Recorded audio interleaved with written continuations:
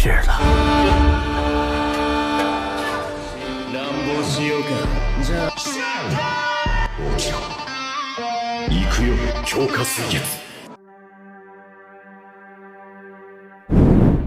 Di tengah kabut senja, seorang pria bernama Douma yang merupakan prajurit bayaran yang sangat terkenal dengan keterampilannya dalam sebuah pertarungan yang sangat elit, yang dimana Douma saat itu sedang melangkah menuju ke sebuah markas geng yang bernama Xianji, yang dimana maksud kedatangan Douma ke sana hanyalah untuk mendapatkan kepala dari pimpinan geng tersebut. Dengan itu nantinya Douma akan mendapatkan hadiah. Douma tidak datang seorang diri, ia datang bersama dengan putra kesayangannya yaitu Xiaoqi. Kemudian Douma pun mencoba bernegosiasi bersama dengan pimpinan dari geng Xianji. Douma di sini berkata, "Aku akan melepaskanmu asalkan kau berani membayarku 3 kali lipat dari harga yang telah ada di poster ini." Dalam poster, kepala dari geng Xianji dihargai dengan harga 300 tel, dan jika kepala geng ini mampu membayar Douma dengan bayaran 900 tel, maka ia akan melepaskan kepala geng tersebut. Akan tetapi kepala geng ini yang merasa jika itu adalah sebuah hinaan untuk dirinya, ia pun bersama dengan seluruh anggotanya bersiap untuk menghabisi Douma. Douma pun segera meminta Xiaoqi menutup mata dan menghitung sebanyak mungkin yang ia bisa. Xiaoqi mengatakan hanya hitungan 9 saja, maka Douma harus bisa untuk menghabisi mereka semua. Alhasil kemudian setelah itu,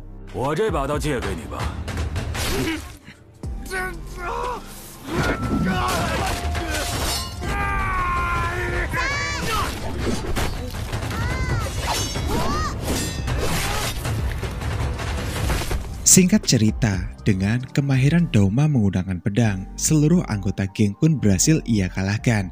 Namun Douma tidak menghabisi mereka semua. Douma menyisakan 1 orang anggota dari Xiangzi, yang dimana itu adalah kepala dari geng Xiangzi tersebut. Lalu kemudian kepala geng botak ini yang mengetahui jika nyawanya pasti tidak akan tertolong. Ia pun bernegosiasi dengan Douma agar Douma tidak menghabisinya.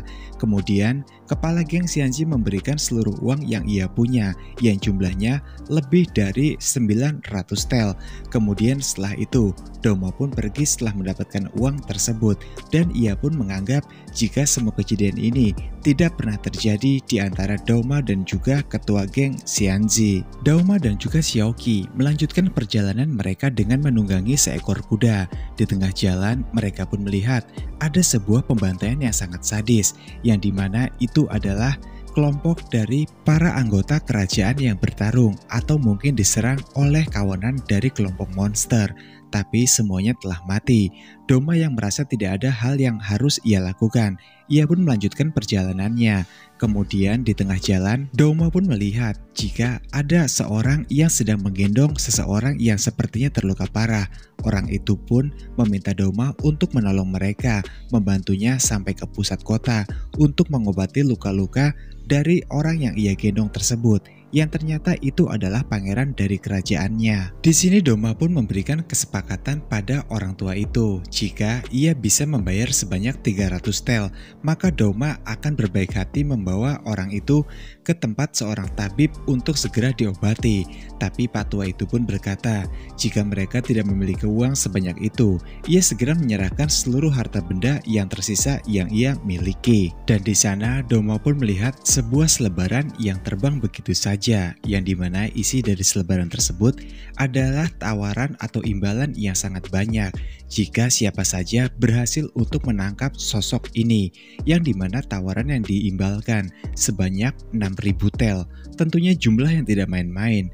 Douma pun segera berniat untuk menangkap sosok yang ada di selebaran tersebut, yang dimana kemudian juga ia tak lupa membawa 2 orang itu pada seorang tabib kenalannya yaitu Mo, untuk segera diobati luka dari pangeran tersebut. Lalu putri dari Mo yang bernama Yuya pun datang menghampiri mereka, dan di sini walaupun ia masih gadis kecil, tapi kemampuan berpedang Yuya tidak boleh untuk diremehkan.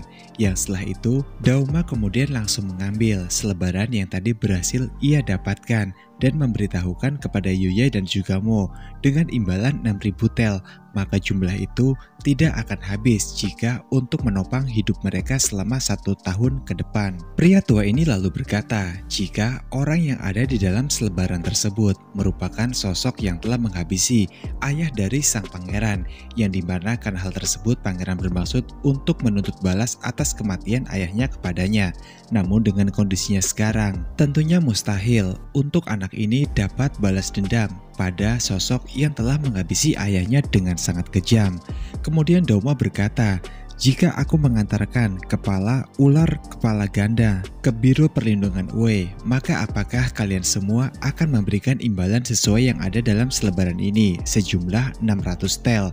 Orang itu pun hanya mengangguk, seolah dirinya meremehkan Dauma akan keberhasilannya tersebut. Sebab menurut rumor, jika orang ini telah menghilang selama 8 tahun ke belakang. Namun bagi seorang Dauma yang memiliki sebuah informasi yang sangat banyak, ia pun tidak memiliki rasa takut atas kegagalan, yang dimana kemudian esok harinya bersama dengan putranya Xiaoqi, Dauma langsung menuju ke arah barat mencari keberadaan ular kepala ganda demi imbalan 6.000 tel yang sudah sangat ia inginkan. Kemudian cerita pun berpindah pada sebuah penginapan bernama Feng Lai. Di sana terlihat ketua dari geng Xianzi yang saat ini sedang bercerita bersama dengan putra dari pemilik penginapan tersebut bernama Lai, yang dimana di kala itu sewaktu dirinya sedang bertemu dengan para musuh dari geng Xuanzi, ia pun terkenal sebagai sosok pemimpin yang sangat kejam, sadis dan juga beringas. Satu kali tebasan pedangnya saja mampu untuk membantai 17 orang sekaligus. Nampak Lai pun sangat terpukau. Ia yang sangat haus kekuatan, nampaknya ingin sekali berguru kepada ketua dari geng Xuanzi tersebut. Tak lama kemudian, ada sosok pria yang datang ke tempat itu.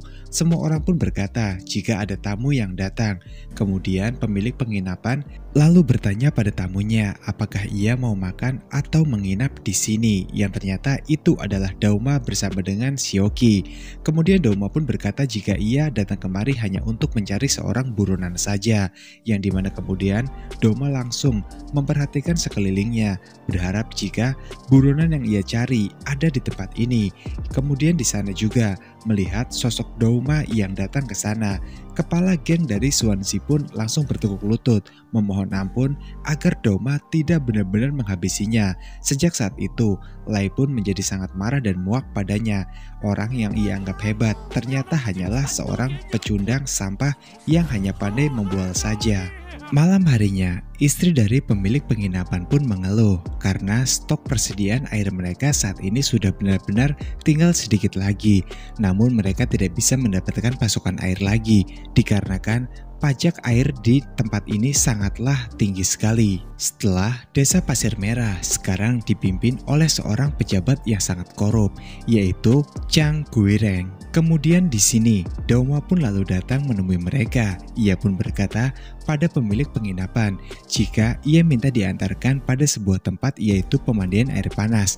Karena di Desa Pasir Merah ini, tempat pemandian air panas adalah tempat yang sangat terkenal di seluruh penjuru negeri. Namun sesampainya di tempat itu, Dauma pun di sini terkejut karena tempat pemandian air panas yang tadinya dibuka untuk umum dan boleh digunakan oleh siapa saja, sekarang telah beralih fungsi menjadi kantor kepala desa, dan untuk masuk ke dalam sana tidak sembarangan orang diperbolehkan. Ayah Lai juga memperingatkan pada Dauma agar sebaiknya ia tidak gegabah dan mencoba untuk tetap masuk ke dalam sana, dikarenakan saat ini di dalam ada seorang anggota pejabat yang dimana ia sangat kejam dan juga gemar untuk korup, menindas para rakyat yang lemah, semua dipajaki olehnya. Pejabat tersebut tak lain bernama Chang Guireng. Kok mirip di Konoha ya? Tapi ya udahlah, lanjut. Namun di sini Doma pun tidak memperdulikan hal itu. Ia pun tetap memutuskan untuk masuk. Dan di dalam pemandian air panas, Doma pun dilihati oleh para orang-orang yang nampaknya tidak suka dengan kehadiran Doma di sana. Doma tidak peduli. Ia pun memilih sebuah kolam pemandian air panas yang nampaknya sangat sepi. Akan tetapi sewaktu Doma hendak masuk dan berendam di dalam kolam pemandian air panas tersebut, tiba-tiba saja orang-orang pun berdatangan dan langsung menghalangi Doma agar sebaiknya Doma tidak menggunakan kolam tersebut. Dan pada akhirnya Doma yang sangat kesal dengan semua penindasan ini.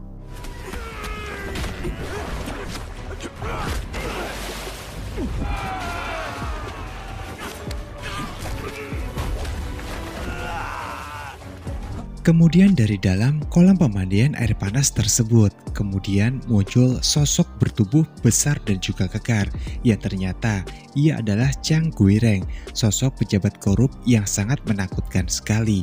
Lalu Chang Guireng pun di sini sangat kagum dan terpukau sewaktu melihat Doma mampu mengalahkan orang-orang yang dimana mereka semua adalah petarung terbaik dari Chang Guireng walaupun hanya dengan tangan kosong. Namun mereka pun berhasil ditewaskan oleh seorang Dauma. Kembali ke penginapan Feng Lai, di sana Lai pun bertanya pada Xiaoqi apakah ayahnya memang benar-benar seorang pendekar yang sangat hebat. Tentunya Xiaoqi yang selama ini selalu ikut kemanapun sang ayah pergi. Ia pun mengatakan jika memang hal itu adalah sebuah fakta yang sebenarnya. Namun Lai yang banyak kecewa pada sosok orang-orang yang mengaku sebagai pendekar, tapi aslinya hanyalah seorang pecundang sampah. Ia pun tidak mempercayai hal tersebut. Lalu sang ibu pun datang. Di sini Ibu Lai pun mendengar jika saat ini Lai sedang menyelek-nyelekan ayahnya di hadapan Xiaoqi. Lai berkata jika ayahnya adalah seorang pecundang yang sangat payah, sangat berbeda dengan ayah dari Xiaoqi. Kemudian ia pun segera menampar Lai. Tamparan keras dari sang ibu barusan membuat Lai akhirnya bertekad sangat bulat. Ia pun meminta Xiaoqi untuk juga mengajaknya dalam membantunya mencari sosok ular berkepala ganda yang akan diburu oleh ayah dari Xiaoqi. Kemudian di sini Xiaoqi pun bingung, tidak menjawab sepatah kata pun karena semua keputusan ada di tangan ayahnya. Tapi Lai pun di sini bertekad jika suatu hari nanti ia harus menjadi jauh lebih kuat dari saat ini dengan berguru kepada ayah Xiaoqi agar nantinya ia dapat menghabisi orang-orang yang telah menganiaya keluarganya selama ini. Sementara di kediaman Chang Guiren saat ini, Dauma pun sedang berbicara bersama dengan Chang Guiren, yang dimana Chang Guiren pun langsung berkata pada Dauma, apakah ia bersedia untuk menjadi anggota atau bagian dari Chang Guiren. Chang Guiren menjanjikan sesuatu yang sangat mewah untuk Dauma, tunjangan berkali-kali lipat dan juga fasilitas mewah, serta tak hanya itu, gaji juga naik per 3 juta setiap bulannya, asalkan Dauma mau menjadi anggota dari Chang Guiren. Tapi di sini Dauma pun berkata jika dirinya sama sekali tidak tertarik dengan hal-hal semacam itu. Bagi Dauma kebebasan adalah keutamaan untuknya. Dauma lebih memilih hidup bebas tanpa terikat dengan aturan siapapun. Kemudian Dauma pun pergi. Di tengah jalan, ayah dari Lai pun bertanya pada Dauma apakah ia benar-benar bersungguh-sungguh akan memberikan hadiah jika ayah dari Lai memberitahu orang yang sedang dicari oleh Dauma. Dauma pun berkata semua itu tergantung besar kecilnya dari informasi yang telah diberikan padanya. Apakah informasi itu benar-benar berharga ataukah hanya informasi sampah? Dan jika informasi itu sangat berharga, Dauma mampu membayar sebanyak 2000 tel, yang dimana kemudian ayah Lai pun langsung membuka bajunya. Ia menunjukkan sebuah tato ular yang ada pada tubuhnya ke hadapan Dauma, dan ia juga mengaku jika ular berkepala ganda adalah dirinya yang sedang ia cari. Belasan tahun silam, ayah Lai rupanya telah menghabisi sosok yang sangat terkenal, yang dimana semua itu ia lakukan hanya demi imbalan beberapa tel. Kemudian ia pun sengaja tidak menghabisi anaknya dikarenakan ia tidak tega jika harus membantai seorang anak kecil yang tanpa disadari cerita ini adalah cerita dari sosok anak yang telah diselamatkan oleh Mo sebelumnya. Dauma yang melihat cara bertarung dari ayah Lai sama sekali sangat payah dan tidak mencerminkan sosok buronan yang sedang ia cari. Ia pun hanya menganggap semua itu adalah sebuah lelucon belaka, yang kemudian Dauma pun meminta ayah Lai untuk sebaiknya kembali dan mengurus penginapannya dengan benar. Setibanya di penginapan, Doma langsung menjemput Shioki untuk mengajaknya segera tidur dikarenakan waktu yang sudah sangat larut malam. Namun kemudian setelah itu, Lai pun di sini menyalahkan ayahnya, yang dimana sang ayah menurut Lai adalah sosok yang sangat sampah, pecundang dan tidak berguna. Dikarenakan andai saja ayah Lai memiliki jiwa bertarung seperti ayah dari Shioki, maka pastinya di desa ini tidak akan berani ada orang yang menindasnya, seperti halnya Chang Guiren yang selalu saja menindas mereka sesuka hati Chang Guiren. Karena hal tersebut, Lai pun memutuskan untuk pergi saja dari rumah. Akan tetapi sewaktu Lai hendak membuka pintu, tiba-tiba saja ia pun diterabrak oleh putra dari Chang Guiren yang mengendarai kuda. Putra dari Chang Guiren ini meminta semua hutang-hutang dari keluarga ayah Lai harus dibayar malam ini juga, yang dimana hal itu sangat bertolak belakang karena mereka masih memiliki 2 hari lagi waktu untuk jatuh tempo hutang mereka. Namun putra dari Chang Guiren ini tidak mau tahu, ia hanya menginginkan uang itu malam ini juga, yang kemudian sewaktu ayah Lai berkata jika semua ini bukanlah waktu kesepakatan dari hutang piutang mereka. Namun putra Chang Guiren berkata jika semua ini dikarenakan ayahlah yang telah membiarkan dan mungkin bekerja sama dengan seorang pemberontak yang saat ini sedang menginap di kamarnya, yang tak lain ia adalah Dauma. Putra Chang Guiren pun di sana sangat marah karena hal tersebut, hingga ia pun berniat untuk menghabisi Lai bersama dengan istrinya. Di lain sisi di kamarnya, Dauma juga nampaknya hendak diserang oleh seorang pembunuh, yang dimana kemudian ia pun berhasil membalikkan keadaan dan dengan sangat mudah membantai sosok itu. Tapi masalahnya, sosok pembantai tidak datang hanya satu saja, melainkan begitu banyak jumlahnya yang membuat Dauma pun akhirnya mengeluarkan jiwa pertarungan sejatinya.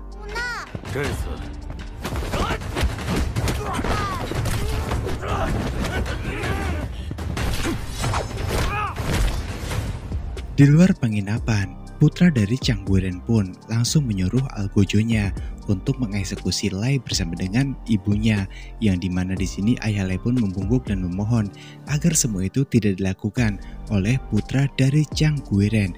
Akan tetapi ia pun sama sekali tidak peduli, dan sang algojo pun kini telah bersiap memegang sebuah gada besar untuk membantai Lai dan juga sang ibu.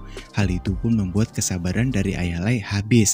Ia pun segera mengeluarkan kekuatan sebenarnya yang terdapat dalam tubuh ayah Lai, yang ternyata memang benar ucapannya beberapa waktu yang lalu jika dirinya adalah sosok ular berkepala ganda yang saat ini sedang diburu oleh Dauma.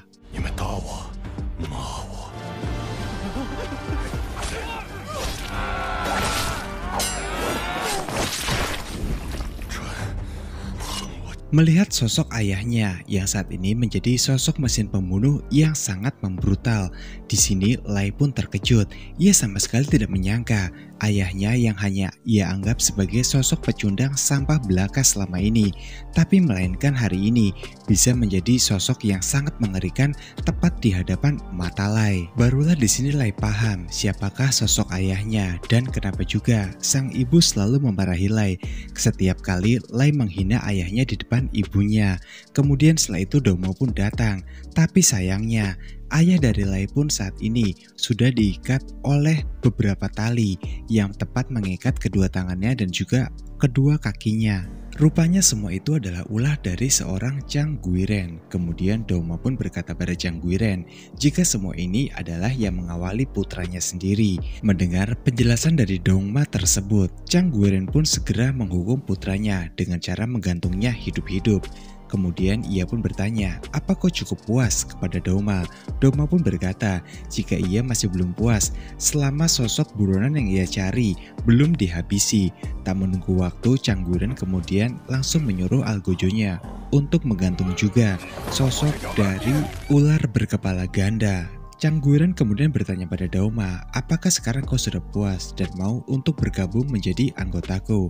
Dan di sini Dauma pun berkata, jika ialah sendiri yang akan menghabisi sosok dari ular berkepala ganda. Kemudian Dauma langsung menebas tali yang mengikat leher dari ular kepala ganda. Kemudian setelah itu Dauma memberikan isyarat pada ular berkepala ganda untuk langsung menyerang Chang Guiren. Singkatnya, mereka berdua pun langsung menghajar dan membantai habis-habisan Chang Guiren.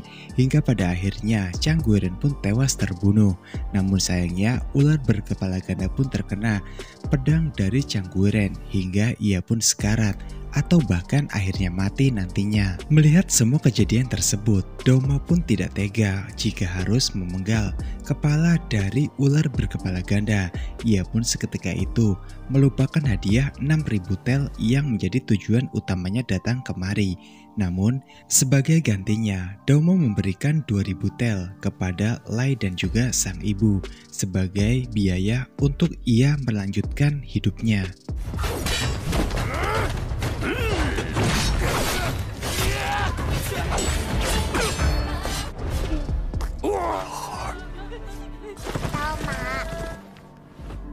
Cerita pun kemudian berpindah pada sebuah tempat yang belum diketahui namanya. Di sana ada seorang senior bernama Diting yang saat ini nampaknya ia sedang merenung. Kemudian Diting pun dihampiri oleh juniornya, Guizi. Di sini Guizi menjelaskan pada Diting jika atasan mereka meminta mereka untuk meninggalkan tugas lain dan hanya berfokus pada satu tugas, yaitu menyelidiki satu orang pria yang berasal dari daerah tengah. Diting pun paham dengan hal itu dan ia juga mengenali siapakah sosok pria tersebut. Ia pun jadi heran, jadi rupanya pria tersebut masih hidup. Di tempat yang berbeda, Dauma bersama dengan Xiaoqi. Ia pun saat ini sedang dikejar oleh para orang yang ingin menghabisinya dikarenakan Dauma yang telah menghabisi Chang Guiren, seorang pejabat, yang dimana hal tersebut memancing pemerintah untuk memberikan hadiah sebanyak 50.000 tel bagi siapa saja yang berhasil menangkap Dauma, hidup maupun mati.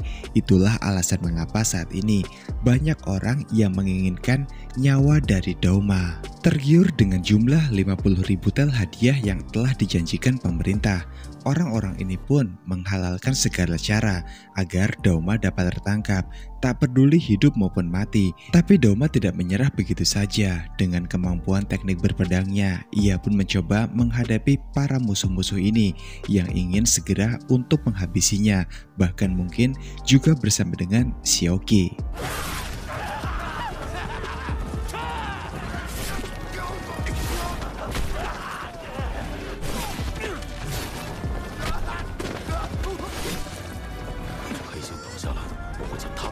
Walaupun pada awalnya Dauma pun dengan mudah untuk menghabisi satu persatu musuh yang ingin mengambil kepalanya, yang kemudian Dauma pun di sini kewalahan karena jumlah musuh yang terus saja berdatangan dan jumlahnya semakin banyak. Akhirnya Dauma pun di sini kewalahan, tapi untungnya sewaktu melihat ke arah depan, Xiaoqi pun berkata, ada kelompok berkuda yang sepertinya ingin membantu kita. Dauma pun di sini curiga. Dari kejauhan ia pun belum tahu apakah yang di depan itu musuh ataupun teman. Singkatnya, setelah jarak mereka semakin dekat, Dauma pun melihat jika itu adalah Ayuma bersama dengan para kelompok berkudanya, yang kemudian Dauma pun tahu jika mereka bermaksud untuk membantu Dauma.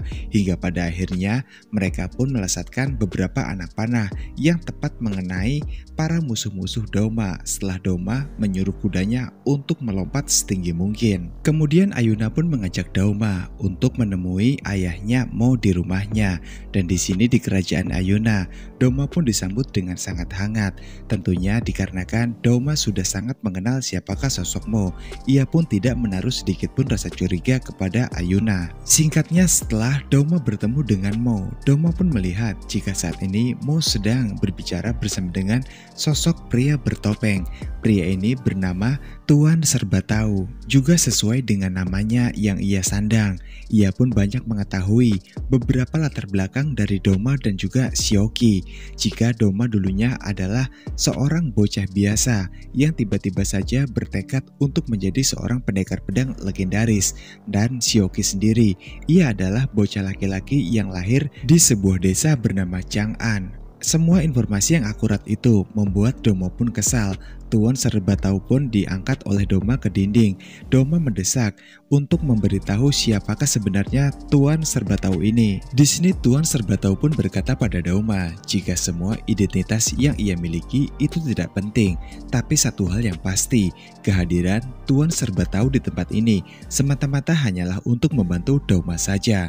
Akhirnya Doma pun memutuskan untuk melepaskan cekikan pada Tuan Serba Tahu tersebut. Tuan Serba Tahu kemudian meminta Doma untuk mengantarkannya pergi ke sebuah tempat yaitu Chang'an. Kemudian mau menghampiri Doma yang saat ini sedang menyendiri, entah memikirkan apa, maupun di sini meminta Doma agar sebaiknya esok ia menjaga orang-orang yang ikut bersama Doma dalam perjalanannya. Doma pun tidak diberitahu oleh Mo siapakah orang-orang yang esok akan ikut bersama dengannya. Yang kemudian cerita pun berpindah pada keesokan harinya. Semua orang pun bersiap untuk menuju ke kota Chang'an. Sebelum Doma pergi maupun memberikan beberapa dokumen bea cukai termasuk biaya untuk transportasi mereka, Doma pun menerimanya. Tapi Doma berkata jika mungkin semua dokumen dan biaya ini tidak diperlukan oleh Doma dikarenakan ia tidak berniat untuk melewati jalanan umum, jalanan yang biasa dilalui untuk menuju ke kota Chang'an.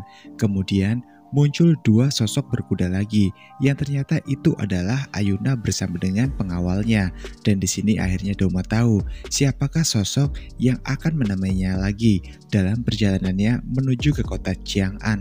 Kemudian maupun berkata pada Doma jika sebaiknya ia meminta Doma untuk menjaga dengan baik putrinya, dan dikarenakan ini adalah misi perjalanan pertama dari Yuna. Mo nampak sedikit khawatir dengan keselamatan dari Yuna, tapi selama ada Doma di sana, Mo pun sedikit bisa bernapas dengan aman. Lalu kemudian Doma yang kesal memutuskan untuk pergi dan berangkat segera agar secepatnya tiba di kota Chang'an. Di tengah perjalanan mereka tersebut, Doma pun di sini bertanya pada Tuan Serba Tahu untuk apa ia minta diantarkan ke kota Chang'an. Tuan Serba Tahu menjawab, sebaiknya kalian tidak usah mengetahui apa yang akan aku lakukan di sana, karena ini bersifat rahasia dan nantinya kalian juga akan mengetahuinya sendiri, cepat ataupun lambat. Untuk saat ini kita hanya fokus menuju ke kota Chang'an, karena di sana nantinya Tuan Serba Tahu bermaksud akan mengacaukan sebuah pekerjaan yang mungkin ada hubungannya dengan banyak kerajaan, termasuk dari kerajaan milik Mo itu sendiri. Kemudian Doma bersama dengan yang lain pun hanya bisa diam dan patuh. Mereka pun tetap berjalan menyusuri sebuah gurun pasir untuk segera tiba di kota Chang'an. Kemudian cerita pun berpindah pada sebuah aula. Di sana kita diperlihatkan pada 3 jenderal. 2 jenderal diantaranya di sini protes pada seorang kaisar di dalam aula itu, dikarenakan dengan semua kebijakan dari sang kaisar yang tidak masuk akal dinilai oleh kedua jenderal ini, membuat rakyat pun banyak yang menderita, dan semua ini hanyalah sebuah rekayasa atau semacam manipulasi politik saja untuk keuntungan pribadi bagi sang kaisar itu sendiri. So guys, Bang Castello lupa nih memperkenalkan 2 jenderal ini sama kalian. Yang pertama ada Jenderal Herubi dan yang kedua adalah Gou Xiong. Dikarenakan di era itu belum ada gas air mata yang diciptakan untuk mengusir para pendemo seperti ini, Baginda Raja Pei segera mengeksekusi 2 pendemo ini menggunakan harimau putih kesayangannya.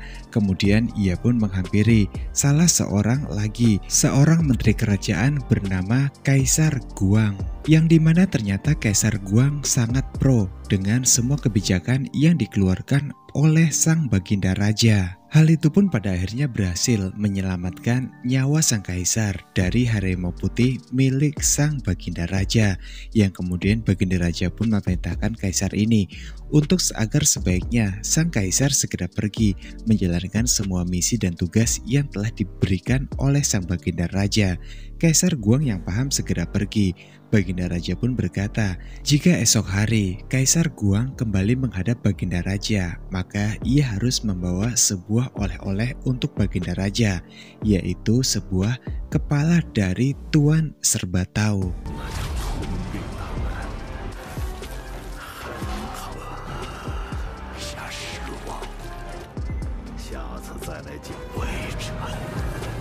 Cerita pun kembali pada Dauma dan juga kelompoknya. Mereka semua saat ini sudah berjalan melewati wilayah barat. Namun semakin lama mereka berjalan, rasanya pun semakin menyiksa. Cuaca yang panas dan tanpa minum air membuat mereka semua pun kelelahan.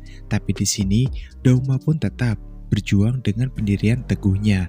Ia tidak gentar, apapun kondisinya ia tetap berjalan santai, seolah tidak terjadi apa-apa pada tubuh seorang Dauma. Di tengah perjalanan, mereka semua pun melihat ada sebuah kereta kuda yang melaju dengan cukup cepat. Tuan serba tahu di sini pun bermaksud menumpang pada sebuah kereta kuda yang melintas tersebut dikarenakan berjalan menuju Chang'an menggunakan sebuah kuda. Rasanya membuat pinggang serasa mau copot.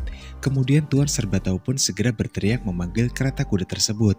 Dauma yang menyadari hal itu langsung menutup rapat mulut dari Tuan serba tahu dikarenakan hal itu sangat membahayakan untuk dirinya sendiri dan juga keselamatan yang lainnya, sebab mereka tidak tahu yang di dalam kereta kuda orang jahat ataukah orang baik. Rupanya di dalam kereta kuda itu diisi oleh seorang pendekar pedang dari Chang'an bernama Su, seorang buronan wanita bernama Yang Zi, dan juga seorang buronan pria yang tidak disebutkan siapa namanya. Yang Zi di sini pun tahu jika pasti kelemahan laki-laki adalah untuk bermain kultivasi jaran goyang bersama dengan wanita. Ia pun langsung mencoba untuk merayu Su menggunakan kaki yang dimiliki oleh Yang Zi. Rayu nakal itu diharapkan oleh Yang Zi akan meluluhkan hati Su sehingga Su mau untuk melepaskan ikatan rantainya saat ini. Akan tetapi Su pun hanya diam saja. Ia sama sekali tidak bergerak, apalagi tertarik pada seorang Yang Zi.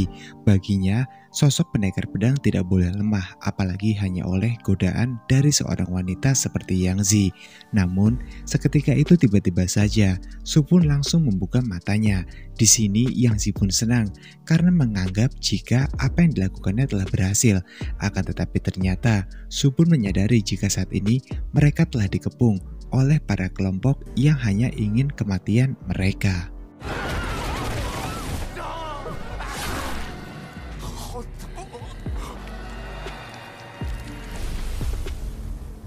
Di sisi yang berbeda, Dauma pun melihat jika ada seekor kuda yang berlari. Ia pun segera sadar jika salah satu kuda itu adalah salah satu dari kereta kuda yang tadi melintas di hadapannya. Dauma pun segera mencari tahu apakah yang terjadi pada kereta kuda tersebut.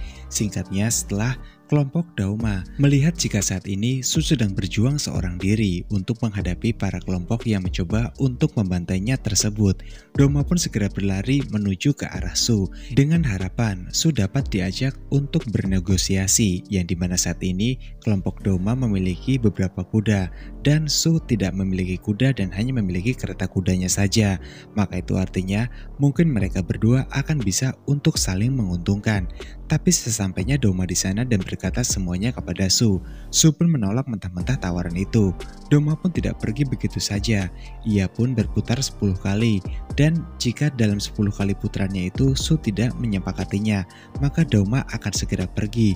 Singkatnya di sini, pertarungan pun semakin barbar. Su berjuang seorang diri, walaupun awalnya Dauma membantu, tapi di sini Dauma pun tidak membantu. Hingga pada akhirnya, pedang dari Su pun tidak sanggup lagi untuk menahan para kelompok ini, dan ini artinya mungkin hanya 5 atau tebasan pedang lagi, pedangnya akan benar-benar hancur dan pasti Su juga akan tewas dibantai oleh para kelompok ini. Pada akhirnya Su pun sepakat untuk memberikan tumpangan pada Dauma, yang dimana ternyata entah kesengajaan atau bagaimana mereka berdua sama-sama menuju ke sebuah tempat yang bernama Chang'an.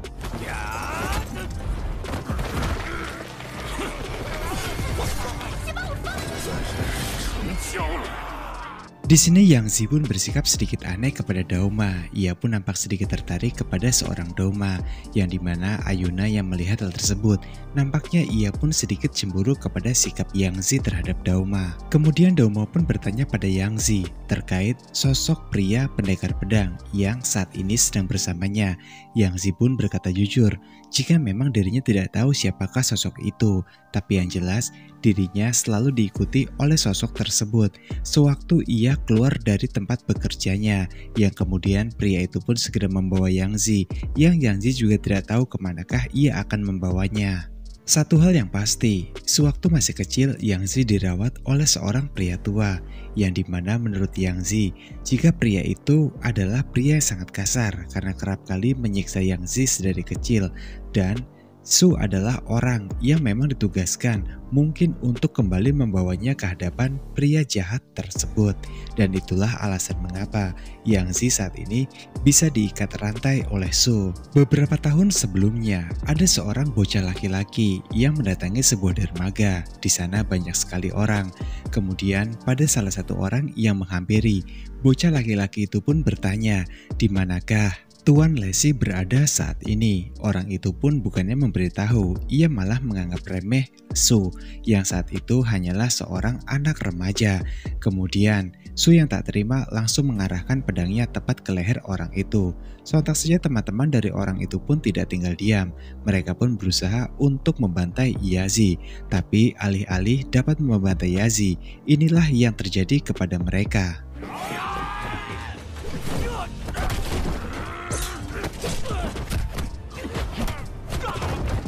Kemudian setelah itu, ada sebuah perahu yang memanggil-manggil Su, yang dimana ia mengatakan jika saat ini orang yang ia cari yaitu Tuan Lesi berada di dalam kapal ini. Singkatnya, Su pun pada akhirnya bertemu dengan Tuan Lesi, dan di sini ia pun langsung menanyakan apakah Tuan Lesi masih membutuhkan seorang anggota untuk menjadi anggotanya, dan nantinya dengan begitu Tuan Lesi pasti akan menjadi seorang penguasa sejati di kota Chang'an kali ini. Pada Su, Tuan Lesi menjelaskan untuk menjadi anggotanya syaratnya tidak mudah, yang dimana Su harus memiliki sumpah setia terhadap Tuan Lesi dan juga patuh pada semua perintah yang ia akan perintahkan. Su pun mengatakan jika semua itu tidak masalah, yang kemudian mendengar hal tersebut, Tuan Lesi pun segera memberikan tugas utama untuk Su, yaitu untuk menangkap seorang wanita yang saat ini sedang mencoba untuk melarikan diri dari Tuan Lesi, yang ternyata wanita itu adalah Yan Zi. Su pun menyanggupi tawaran tersebut karena baginya misi ini harus berhasil. Dengan misi inilah masa depan Su akan dipertaruhkan. Itulah alasan mengapa Su ingin sekali menangkap Yan Zi. Namun Yan Zi pun sewaktu dijelaskan oleh Su, ia pun terus saja memandangi wajah dari Dongma. Hal itu pun membuat Yuna kembali marah dan ia pun menegur Yan Zi di sini. Yan Zi kemudian menegaskan jika ia tidak bermaksud kurang ajar kepada Dongma, melainkan ia teringat pada sebuah selebaran yang dimana di situ terukir wajah Dongma dan juga Xiaoqi, dan siapa saja yang bisa menangkap mereka berdua hadiahnya sebanyak 50.000 tel. Maka dari itulah para anggota dari dunia persilatan, semua orang mereka ingin memburu Dongma, mengambil kepalanya, kemudian ditukarkan sebanyak 50.000 tel pada instansi pemerintahan. Tak jauh dari kereta kuda yang tengah membawa Dongma dan juga rombongannya, bayangan lain ikut bergerak di belakang mereka, sekelompok pendekar pedang, utusan dari berbagai macam klan besar. Di antara mereka tampak seorang wanita dengan menggunakan sebuah topi yang menutupi wajahnya, bernama Peiwu Mi'er, tuan muda dari klan Peiwu. Ia mendekati ketua klan Heyi yang bernama Heyi Xuan. Dia berbisik dengan nada penuh terisak, jika kita nanti menunggu terlalu lama di sini, Dauma dan kelompoknya akan lebih dahulu tiba di penginapan. Jadi sebaiknya kita bergerak sekarang saja. Namun tidak semua setuju. Tuan muda dari klan Yuji, yaitu Yuji Nailue, memilih untuk bersikap netral, sementara Xiaolai dari klan Lai serta tuan muda Dalai yang juga dari klan yang sama mengingatkan pada semua orang untuk sebaiknya tetap berhati-hati karena mereka tidak tahu bahaya apa yang sedang menunggu mereka di depan sana. Peiwu kembali menekankan pada Heyi. Ia bertanya, lalu bagaimana dengan Ayuya? Apa yang harus kita lakukan bila ia terus saja menghalangi apa yang akan kita perbuat? Dengan sorot mata yang tajam, Heyi Xuan menjawab tanpa ragu, jika dia menghadang misi kita, maka habisi saja secara langsung. Tapi jauh di dalam lubuk hatinya, Heyi masih menyimpan kegelisahan yang mendalam. Apakah para klan besar ini benar-benar bisa untuk menembus wilayah tengah dengan sangat mudah? Semua itu tergantung pada kecerdikan mereka dan mungkin juga pada siapa yang bisa dipercaya. Meskipun para tuan muda ini tampak ramah dan juga manis di hadapan Heyi, tapi Heyi sadar satu hal, ia tidak bisa mempercayai siapapun sepenuhnya. Namun langkah mereka sudah terlalu jauh dan jalan untuk kembali sudah tertutup untuk selamanya. Maka dari itu, tidak ada kata lain selain mereka harus maju dan menyelesaikan misi kali ini.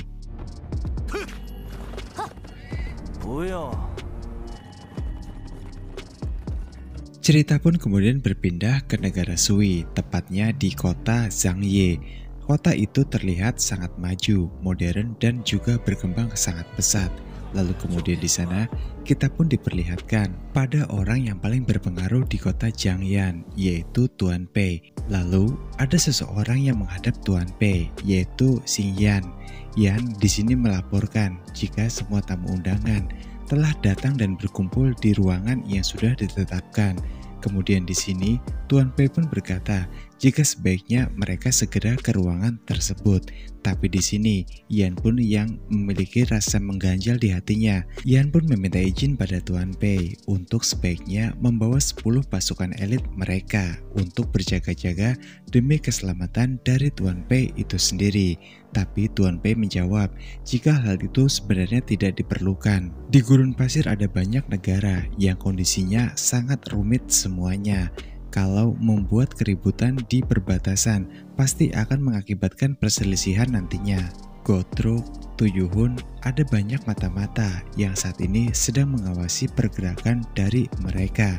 Maka dari itu Tuan Pei pun menegaskan pada Yan agar sebaiknya jangan bersikap gegabah, karena sikap gegabah hanya akan mengacaukan dan mendatangkan sebuah masalah besar saja. Mendengar ucapan tersebut dari Tuan Pei, Yan kembali bertanya, apakah jadi selama ini Tuan serba tahu hanya ia jadikan sebagai umpan saja?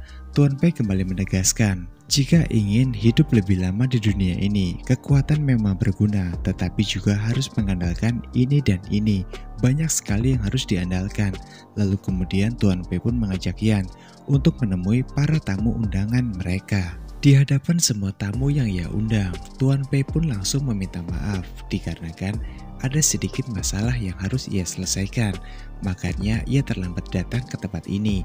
Namun semua tamu pun memaklumi, kecuali satu tamu yaitu Tetuamu yang menunjukkan rasa tidak sukanya terhadap Tetua Pei. Kepada semua orang, Tetua Pei menegaskan jika mereka semua diundang kemari hanyalah untuk menyampaikan rasa terima kasih Tetua Pei kepada semua tetua yang hadir karena bantuan dari para tetua selama ini yang sangat berdedikasi menurut Tetua Pei. Maka kerajaannya saat ini telah berkembang sangat pesat sekali. Orang-orang yang berhasil kabur, pejabat-pejabat itu pun berhasil ditangkap dengan sangat mudah, yang dimana semua itu dilakukan karena desakan dan juga paksaan, ancaman dari Tetua Pei terhadap para tetua yang lain. Makanya mereka pun mau tidak mau mengikuti semua aturan yang telah ditetapkan oleh Tetua Pei. Karena bantuan-bantuan dari para tetua tersebut, Tetua Pei pun bersama dengan pengadilan istana memberikan sebuah hadiah pada semua tetua yang hadir, yang dimana ternyata itu adalah sebuah sutra terbaik yang ada di wilayah Kota Emas, yang tepatnya berada di wilayah tengah. Semua tetua pun nampak senang, dan lagi-lagi Tetuamu nampaknya tidak senang, dan ia pun berkata dengan sangat lantang jika dirinya tidak pantas untuk menerima dan mendapatkan hadiah-hadiah tersebut. Hal itu pun membuat Tetua Pei langsung menyuruh semua orang termasuk Tetuamu untuk sebaiknya minum teh saja agar situasi menjadi dingin, aman dan juga terkendali. namun menyadari jika teh yang disuguhkan adalah teh yang sangat mahal harganya. Tetua Mo juga nampaknya enggan untuk meminum teh mahal tersebut. Tetua P hanya tersenyum melihat sikap dari Tetua Mo. Bahkan di sini Tetua P juga berkata pada Tetua Mo jika dirinya akan diangkat menjadi kepala dari 5 klan besar bawahan dari Tetua P. Tapi Tetua Mo nampaknya tetap tidak senang. Ia pun tetap memutuskan untuk pergi.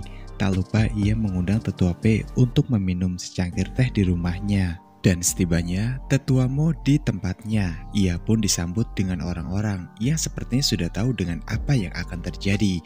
Di sini mereka juga sudah dengar jika tak lama lagi klan yang mereka sayangi akan segera dibubarkan dan tidak pernah ada lagi. Peradaban yang susah payah dibangun oleh Tetua Mo akan dihancurkan secara paksa. Kepada semua orang, Tetua Mo juga mengakui jika memang belakangan ini mereka selalu berselisih paham dengan klan-klan yang lain. Itulah mengapa klan dari Tetua Mo akan segera dibinasakan. Mereka pun disuruh pergi oleh Tetua Mo mencari tuan yang baru. Tapi karena kebaikan dari Tetua Mo, semua orang pun menolak dan memilih untuk bertarung dan melawan jika nanti ada yang berani untuk menghancurkan klan mereka. Tapi Tetua Mo tidak setuju. Ia pun tetap menyuruh semuanya untuk pergi. Dan orang-orang ini pun mengajak Tetua Mo untuk ikut bersama-sama pindah di sebuah tempat. Nantinya di sana mereka akan membangun kembali klan mereka. Tapi Tetua Mo pun menolak. Ia malah berkata, jika pasar adalah mungkin tempat istirahat terakhirnya. Semua orang pun menjadi bersedih mendengar penjelasan dari Tetua Mo tersebut. Malam harinya di rumahnya, Tetua Mo pun memikirkan jika memang benar kota Zhangye terletak pada koridor Heksi. Dan itu artinya merupakan sebuah benteng yang mengarah langsung ke wilayah barat. Juga sebuah medan pertempuran bagi seluruh ahli militer dari semua dinasti. Itu artinya mungkin perlawanan yang akan dilakukan oleh Tetua Mo jika ia melawan pastinya akan sia-sia. Kemudian para anggota perempuan menghampiri Tetua Mo yang dimana mereka juga sangat bersedih dan tidak ingin berpisah dengan Tetua Mo. Mereka mengakui jika tadinya mereka semua adalah budak yang telah dibeli oleh Tetua Mo, yang dimana setelah dibeli oleh Tetua Mo, mereka pun dapat selamat dari kematian. Karena alasan itulah, mereka pun lalu memohon pada Tetua Mo agar sebaiknya klan mereka jangan dibubarkan dan Tetua Mo tetap menjadi ketua klan mereka. Tanpa disadari oleh Tetua Mo dan juga yang lainnya jika kondisi di luar kerajaan mereka saat ini sedang terjadi sebuah penyerangan besar-besaran oleh Heyi dan juga beberapa aliansi dari klan yang lain kepada klan Mo.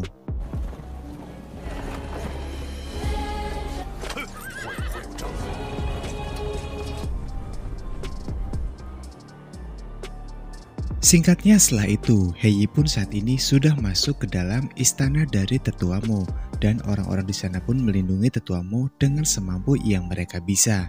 Di sini Heyi pun langsung bertanya, di manakah Tetua Mo menyembunyikan Tuan serba tahu? Tapi Tetua Mo pun tidak mau menjawab dan tidak mau membicarakan apa-apa bersama dengan Heyi. Heyi pun malah di sini mengungkit terkait masalah pribadinya. Ia pun segera kembali meminta restu, entah yang keberapa kali terhadap Tetua Mo, agar dirinya dapat menikah bersama dengan putri Tetua Mo yaitu Ayuna. Dan jawaban Tetua Mo masih sama dengan hari-hari sebelumnya.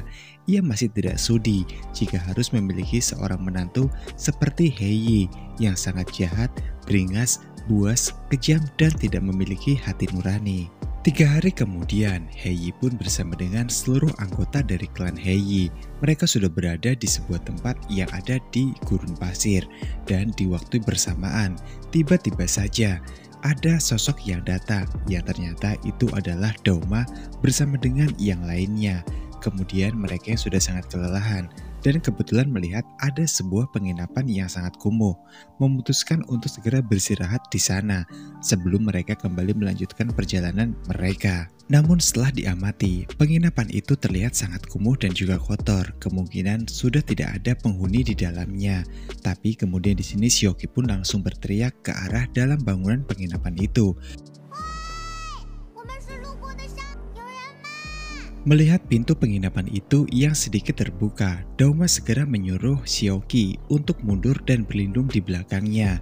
yang kemudian muncul sosok dari pintu tersebut. Pria bertubuh besar ini bernama Yakis yang merupakan pengawal dari klan Heiyi. Lalu kemudian terdengar suara Heiyi di sana. Heiyi menyuruh seseorang untuk membawa sebuah kotak, melangkah secara perlahan ke arah Ayuya dan juga yang lainnya. Di sini Ayuya pun terkejut. Kenapa Heiyi tiba-tiba saja sudah berada di tempat ini? Tapi Ayuya dan yang lain juga penasaran terkait dengan isi dari kotak kayu tersebut. Di sini Heiyi pun mengatakan, jika kerajaanmu telah dihancurkan saat ini dan klanmu mungkin tidak pernah ada lagi untuk selamanya. Singkatnya kotak itu pun segera dibuka oleh sosok ini yang ternyata isi dari kotak itu membuat semua orang terkejut di sana karena faktanya kotak itu berisi kepala dari tetua Mo.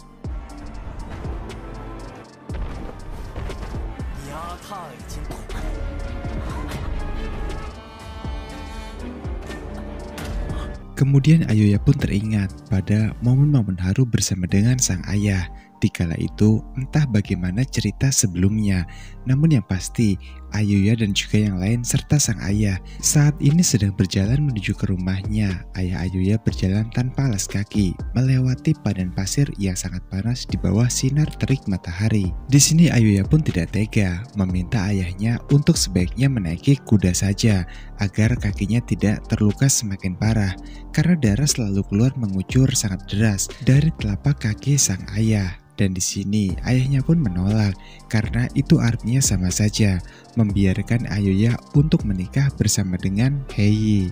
Ayah Ayuya bercerita, waktu itu ia melihat dengan mata kepalanya sendiri jika Heiyi lah yang telah menghabisi ayah kandungnya sendiri. Jadi ayah kandungnya bukan mati karena sakit seperti rumor yang beredar di kalangan luas, namun melainkan Heiyi sendirilah yang tega mencekik ayahnya hingga ayahnya pun akhirnya tewas. Dan setelah itu, ayah Ayuya pun berkata padanya jika satu-satunya hal yang membuatnya sangat bahagia di dunia ini adalah melihat senyum manis dari putri kesayangannya, satu-satunya keluarga yang saat ini ia miliki, yaitu Ayuya.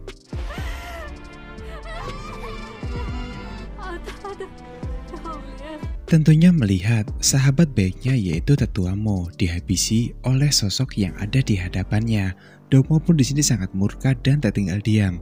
Ia segera mengeluarkan pedang miliknya untuk membuat perhitungan bersama dengan Yakis, dan inilah yang terjadi.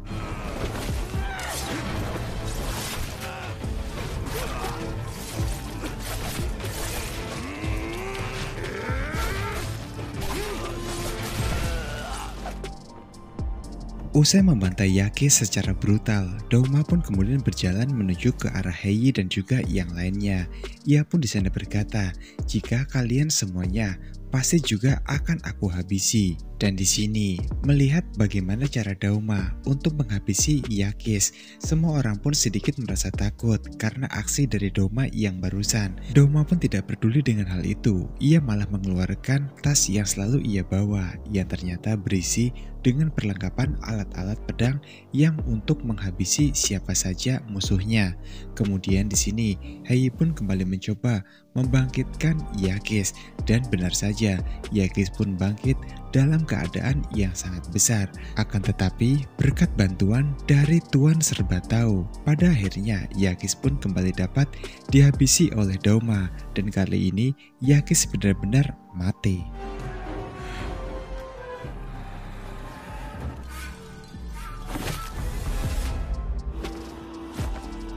Berpindah ke kota Chang'an, di sana Yan sudah melaporkan terkait semua peristiwa yang terjadi kepada Tuan Pei. Jika saat ini dari 5 klan yang ada, klanmu saat ini sudah gugur dan sudah dihabisi oleh klan Heiyi. Yan di sini juga meminta maaf pada Tuan Pei dikarenakan ia sama sekali tidak menyangka hal ini akan terjadi.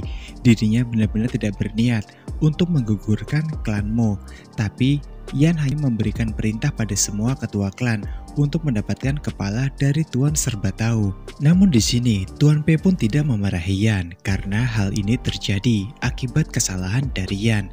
Ia malah senang dikarenakan dari 5 klan tetua Molah atau klanmu yang memang hanya disegani oleh keempat klan yang lainnya, yang itu artinya penghalang terbesar untuk dirinya maju hanyalah klanmu saja. Tapi dengan tewasnya tetuamu saat ini, itu adalah sebuah keuntungan bagi Tuan Pei, karena dengan begitu nantinya ia akan lebih bisa leluasa untuk bertindak tanpa hambatan dan juga gangguan dari tetuamu. Di hadapannya Tetua Pei juga mengakui jika dirinya sebenarnya hanyalah orang yang sangat lemah dan juga payah. Ia hanyalah orang lemah yang memiliki keinginan dan juga ambisi yang sangat besar, tapi tidak cukup tangguh untuk strategi politik baik pun medan pertempuran. Maka dari itu, ia sengaja memanfaatkan dan mengadu domba para kelima klan untuk saling menghabisi, dan dengan begitu nantinya namanya akan tetap harum tanpa tuduhan-tuduhan dari pihak manapun atas kekacauan yang terjadi dari semua klan yang telah bertarung. Dengan begitu nantinya Tuan Pei juga pasti akan memilih hanya satu klan saja yang pantas memang untuk menjadi abdinya. Di lain sisi, keempat klan yang saat ini masing-masing bergabung dan menyisakan dua klan sebagai aliansi mereka. Mereka pun siap untuk bertarung sampai mati. Dan di sini ternyata klan Heyi pun telah meminta bantuan dari para tentara bayaran, yang ternyata tentara-tentara itu mungkin saja bagian dari para iblis yang haus darah, yang dipimpin oleh seorang ketua bernama Alohan. Cerita pun kembali pada Dauma dan juga yang lainnya, yang di sini Heyi pun nampaknya tidak tinggal diam. Ia pun segera menyusun rencana untuk dapat mengalahkan Dauma. Namun di sini Heyi pun berkata jika Dauma mau berlutut dan melayaninya seumur hidup, serta Ayuna juga mau untuk menikah bersama dengan Henyi dan menjadi satu-satunya permaisuri yang amat ia cintai nantinya. Maka Heyi akan melupakan semua kejadian ini, yang dimana hal itu adalah sebuah penghinaan untuk Dauma dan juga Ayuna. Tapi di sini Nuilo pun segera maju. Ia pun berkata pada Heyi agar sebaiknya dirinya dululah yang akan membantai sosok Dauma. Semua itu semata-mata sebab Nuilo hanya ingin budak yang sangat tangguh, yaitu adalah Dauma. Dan Heyi pun berkata jika Nuilo nantinya bisa mengalahkan Dauma dan mau untuk menukarnya, maka Heyi pun mampu dan sanggup untuk menukar Dauma dengan 1000 ekor kambing. Akan tetapi ternyata semua klan pun maju bersatu untuk bersama-sama menghabisi seorang Dauma, sehingga di sini melihat hal tersebut, Dauma pun sepertinya akan dikalahkan oleh mereka semua. Orang-orang di sana pun hanya bisa menatap. Mungkin saja jika Dauma pasti benar-benar akan mati kali ini. Xiaoqi yang melihat hal tersebut, ia pun hanya bisa menangis histeris yang menganggap jika ayahnya kemungkinan besar tidak akan selamat. Sementara itu, di tempat yang berbeda, dua aliansi yang berbeda dari 4 klan yang bergabung, mereka semua pun bertarung habis-habisan, saling menyerang dan juga saling menghabisi untuk menunjukkan jika klan mereka lah satu-satunya klan yang terbaik dan paling bisa untuk diunggulkan. Dalam pertarungannya kali ini, apakah Dauma benar-benar bisa untuk dihabisi oleh Heyi dan juga para anggota klan yang lainnya? Karena jika kita melihat dari awal episode Donghua ini, latar belakang seorang Dauma adalah sosok petarung hebat, brutal dan juga sangat kuat. Belum pernah dikalahkan selama ia bertarung. Dan juga kalau menurut Bang Castello, kalau si Daumanya ini dibikin meninggoy gitu kan sama si pembuat Donghuanya, itu kan ceritanya bisa nggak seru lagi karena MC-nya. Tapi namanya anime atau Donghua itu biasanya banyak hal-hal yang nggak masuk akal gitu endingnya. Nggak banyak juga anime atau Donghua yang MC-nya itu akhirnya meninggoy gitu. Terus yang nerusin balas dendam bapaknya itu ya si Xiaoqi ini. Ya udahlah, nanti kita sama-sama lihat pada lanjutan episode selanjutnya. Terima kasih buat kalian semua yang sudah menonton, dan akhir kata mewakili segenap jajaran tim redaksi Castello Official yang bertugas yang tersebar di seluruh dunia dan juga beranggotakan berjumlah kurang lebih 1 orang saja. Gua Castello pamit undur diri dan sampai jumpa di video berikutnya. Bye bye.